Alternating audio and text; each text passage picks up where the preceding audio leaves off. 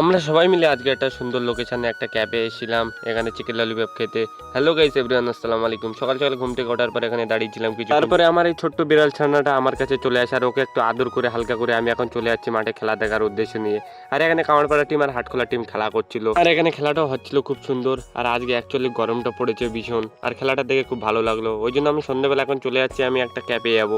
আমরা যাবো আজকে 5 জন। তারপরে বাড়ি থেকে বাইকটা বার করে নিয়ে স্টার্ট দিয়ে এখন বার হয়ে গেলাম। তারপরে কিছুক্ষণ বাইক চালানোর পরে সমুদ্রেও বাইকে তুলে নিলাম আর খুব সুন্দরও লাগছিল। আর দেখো সামনে ছিল সুরেশরা, ওই জন্য ওরা যাচ্ছিল এমটি নিয়ে, আমি যাচ্ছিলাম এনএস পালসার নিয়ে। কিছুক্ষণ বাইক চালানোর পরে সুরেশ এখানে এন্ট্রিটা দিয়ে দিল, কত সুন্দর দেখো। তারপরে ফাইনালি আমিও এন্ট্রিটা মেরে দিলাম।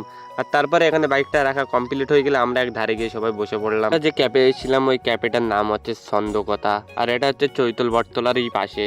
আর যদি ভিডিওটা কেমন লাগে অবশ্যই বলবে। আর কিছুক্ষণ অপেক্ষা করার পরে ফাইনালি আমাদের চাটা চলে আসলো এখানে। তারপরে এখানে সবাই মিলে চাটা খাওয়া স্টার্ট করে দিলাম। আর অ্যাকচুয়ালি এখানকার চাটা কিন্তু খুব খেতে ভালোই লাগে, সবাই এই ক্যাফেতে আসবে। আর তার কিছুক্ষণ অপেক্ষা করার পরে আমরা এখানে নিয়ে নিয়েছিলাম মোমোস। আর যেহেতু আমরা 5 জন এসেছিলাম ওই জন্য আমরা 3 প্লেট মোমো অর্ডার করেছিলাম আর 2 জন অন্য কিছু খেয়েছিল।